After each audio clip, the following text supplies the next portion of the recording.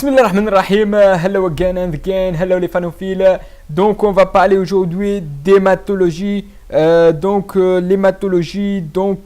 Comme l'habitude, on commence par un proverbe qui dit make things as simple as possible, but no simpler. Leucémie aiguë. Leucémie aiguë, c'est quoi une leucémie aiguë? C'est quoi tout le monde sait? Ils disent que c'est une, comment dirais-je, que c'est une d'une sorte de cancer de sang. Les leucémies aiguës sont généralement des homopathies malignes monoclonales caractérisées par la présence des cellules hématures-blastes aiguës parce qu'elles réalisent une urgence diagnostique et même thérapeutique parce que peut causer de l'insuffisance médulaire. Donc, l'insuffisance médulaire, c'est quelque chose de grave parce que peut tuer l'insuffisance médulaire par plusieurs mécanismes, soit par insuffisance pancytopénie, c'est-à-dire les trois lignées de la sang qui sont diminuées. Donc, le risque d'être tué par soit une hémorragie massive, soit un risque infectieux. Donc, ces personnes, il faut surveillance, il faut prendre en charge rapidement parce que c'est leucémie aiguë, c'est rapide, c'est quelque chose d'immature et quelque chose de plastose supérieur à 20% au niveau médulaire. Donc, le caractère aigu définit l'apparition rapide des signes cliniques et biologiques et le caractère létal par des complications qu'il peut entraîner. Donc, on distingue deux types, soit leucémie aiguë myéloplastique, soit leucémie aiguë lymphoplastique. Donc, on a deux types de cellules, les myéloïdes, les lymphocytes. Et les lymphocytes sont l'apanage. Donc, les leucémies aiguës lymphocytaires sont l'apanage de l'enfant, de petit enfant de 3 à 7 ans. Il existe cependant un second pic de fréquence après 60 ans. On s'en fout. Donc, la leucémie aiguë lymphocytaire, c'est l'apanage de l'enfant. Ce qu'il faut avoir. Donc, on distingue les leucémies aiguës lymphocytaires. On a deux types aussi, les B et les T. Les P sont les plus fréquents. Donc, les leucémies aiguës myéloïdes, au contraire, sont l'apanage de sujets adultes. Donc, l'âge est le clé. Leucémie aiguë lymphoïde, c'est l'enfant. Leucémie aiguë myéloïde, c'est l'adulte. Là, c'est clé. Selon les épidémiologies, mais reste incertain parce qu'on a des cas de leucémie aiguë lymphocytaire chez un deuxième pic dans 60 ans. Mais l'essentiel, il faut avoir que leucémie aiguë myéloïde, c'est l'apanage de l'adulte. Leurs indépendances augmentent régulièrement avec l'âge. L'éthiopathologie reste inconnue, mais on se pose des pathologies génétiques telles que il faut se méfier la trisomie 21. Trisomie 21 favorise la leucémie aiguë myéloïde, mais les trisomies 21 sont des enfants, donc peut faire les leucémies aiguës lymphocytaires. Donc l'anémie de Fanconi, les déficits de P53, c'est le gardien de la cellule, ce qu'on appelle syndrome de l'Ifromini, aussi sont des facteurs de risque, mais ne sont pas des causes, restent des facteurs de risque. L'exposition à un toxique environnemental tel que la radiation ionisante, les patients, le peuple de Hiroshima-Nagasaki. Hiroshima-Nagasaki, il y a plusieurs patients japonais de Hiroshima-Nagasaki qui vont développer la leucémie aiguë. Les benzènes, les solvants alcalisants, les agents chimiothérapie tels que les alcalisants, les inhibiteurs de la topoisomerase 2, les antécédents personnels d'une hémopathie, c'est-à-dire la syndrome myélodysplasie. Dysplasie, c'est quelque chose qui n'est pas naturel. Dysplasie est définie par un plastose médulaire inférieur à 20%. Si elle dépasse les 20%, donc la syndrome myélodysplasie, c'est une état préleucémique. Syndrome myéloprolifératif, on a 4 syndromes myéloprolifératifs, leucémie chronique myéloïde, la thrombocytopénie essentielle et la polyglobulidovaquée ou polyglobulidovaquée et la splénomégalie myéloïde. Donc, ce sont les syndromes myéloprolifératifs et qui sont évolués, qui ont une complication qui allaient vers une leucémie aiguë. Donc les antécédents familiaux, par exemple, on trouve chez un jumeau qui est atteint de leucémie, l'autre jumeau peut, si c'est un facteur de risque, peut déclencher une leucémie aiguë à n'importe quel moment. Les agents viraux, Epstein-Barr virus aussi. Physiopathologie, donc la présence d'anomalies cytogénétiques au niveau des cellules hématopoïétiques immatures, donc elle va bloquer leur maturation et il reste des places et ils ont en train de prolifération comme les fous, mais ils ne peuvent pas être inhibés.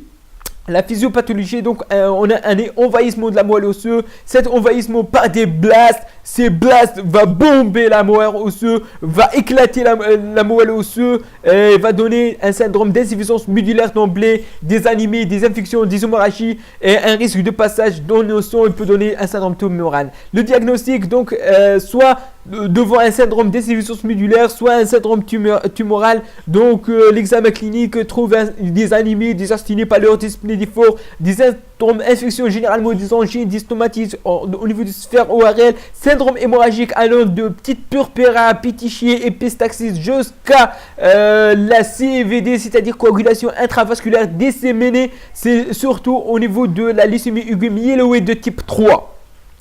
Les manifestations tumorales, donc une hypertrophie des organes atteints cutanés, gingivales, système nerveux central sont généralement trouvés dans la leucémie aiguë myéloïde de type 4 et 5.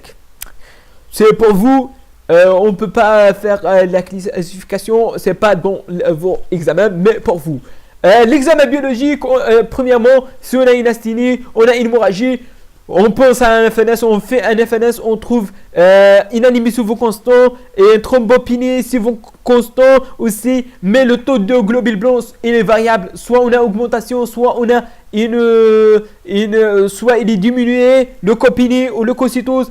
Par exemple, lorsqu'on a un passage sanguin, donc on trouve un leucocytose peut arriver jusqu'à un 100 000. La FSP trouve des places circulent au niveau de sang, mais leur absence n'élimine pas le diagnostic. Le diagnostic est posé et confirmé seulement par la myélogramme. Lorsqu'on fait un myélogramme défini par un taux de plastose supérieur à 20%, c'est le diagnostic conformé.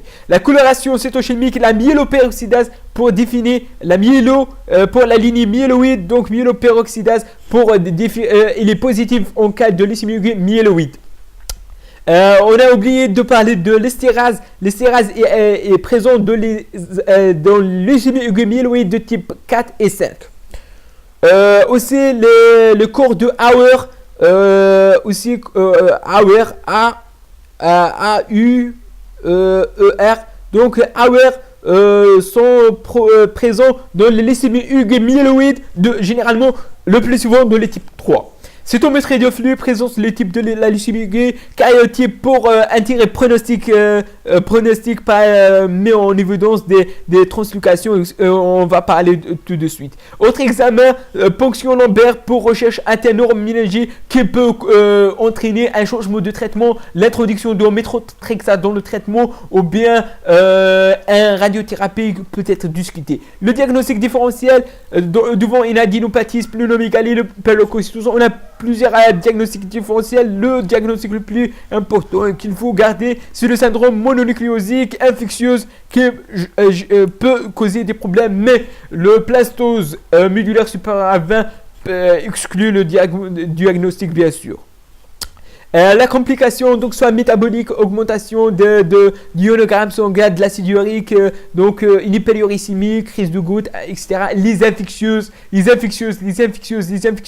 Donc il faut toujours rechercher une infectieuse, soit aspergillose, donc rechercher l'infectieuse surtout si un patient qui a une leucopénie sévère. L'hémorragie, bien sûr, un bélodémostase, attention aux coagulations intravasculaires disséminées qui peut associer avec des hémorragies. Et on pèse le pour et le contre, donc il faut se méfier. Le costase peut donc l'hyperleucocytose supérieure à 100 généralement peut donner d'hyperviscosité. Cette hyperviscosité sanguine va bloquer au niveau des vaisseaux pulmonaires cérébrales, peut donner donc détresse respiratoire aussi neurologique ou priapisme, pourquoi pas. Les facteurs pronostiques pour la leucémie aiguë myéloïde, donc l'âge c'est le plus important. le caractère secondaire, les leucocytose initiales sont des facteurs de pronostic. Les anomalies cytogénétiques on a des anomalies cytogénétiques de bon pronostic, de mauvais pronostic. L'anomalie cytogénétique de bon pronostic, c'est la translocation 15-17 de la lysine amyloïde 3, la translocation 8-21 et l'inversion de chromosome 16. Mauvais pronostic, c'est la délétion 5-7 et la trisomie 8. Pronostic intermédiaire, le karyotype est normal. Les facteurs de mauvais pronostic pour la leucémie aiguë lymphocyte, c'est principalement l'âge. Lorsque l'âge est inférieur à 12 mois ou supérieur à 10 ans ou après 60 ans, donc c'est cause de mauvais pronostic. La présence de chromosomes de Philadelphie, c'est-à-dire la translocation 9-22, c'est un critère de mauvais pronostic. L'épaleucocytose initiale aussi. La neurologie d'emblée, c'est de mauvais pronostic. Par contre, le CALA négatif, c'est-à-dire l'absence de CALA, le CALA négatif, donc l'absence de CALA, c'est un mauvais pronostic. La présence de CALA ou CD10, la présence de ce cas-là au CD10, c'est un critère de bon pronostic. La corticorésistance, chimio-résistance sont des mauvais pronostics. Donc le traitement il est symptomatique. Donc on traite les anémies, les thrombopénies, etc. On va transfuser les plaquettes, etc. L'infection antibiothérapie à l'aspect, l'hyperleucocytose, on hyperhydrate, l'hyperuricémie, on donne l'allopérinol. Donc ce sont traitements symptomatiques. Il y a un traitement spécifique, donc traitement spécifique, il y a un traitement d'induction et un traitement de consolidation, un traitement dans un centre bien renseigné, bien pris en charge. Par exemple, pour la leucémie myéloïde, on a deux phases de traitement, l'induction et la consolidation. On a aussi deux traitements, c'est la cytosine arabinoside, ce qu'on appelle l'ARAC, et autre traitement, ce qu'on appelle les aracitines ou l'aracitine. Ou l'intracycline l'intracycline, on a plusieurs, par exemple la donarébicine et l'édaribicine. Ce édaribicine et donarabicine sont doués d'une toxicité cardiaque, donc il faut surveiller bien sûr vos patients. Pour la leucémie lymphoïde, le traitement 4 phases, donc une corticothérapie par la prednisone, l'induction par polychimiothérapie, par exemple l'untinus, la donarabicine comme la leucémie myéloïde, c'est l'intracycline. Donc aussi on utilise autre classe de chimiothérapie, c'est la vincristine. Donc la vincristine, vous n'êtes pas censé l'apprendre les schémas et les protocoles de chimiothérapie, mais il faut avoir des notions qu'il y a une phase de préphase de corticothérapie avec une induction par polychimiothérapie et après une consolidation par polychimiothérapie à dose élevée. Et on peut utiliser la radiothérapie encéphalique si on a un terminal G. Donc, et une entretien polychimiothérapie à faible dose sur une longue durée, généralement 2 ans. La greffe allogénique est indiquée en cas de mauvais pronostic. Donc, le résultat pour les enfants, il y a rémission complète. Par augmentation augmentation du cellules normales, donc survie à 5 ans supérieure à 80. Donc pour chez l'adulte, le rémission complète est moins. Pour la leucémie myéloïde, c'est de mauvais pronostics parce qu'il se vient chez les généralement adultes et âgés. Donc si on a une rechute, donc il survient le plus souvent dans les 2 premières années de rémission. Donc une rechute peut donc le taux de nouvelle rémission est plus faible et durée plus courte, sauf en cas de changement de traitement ou bien si on n'a pas fait une greffe allogénique, on va faire pour augmenter la rémission complète.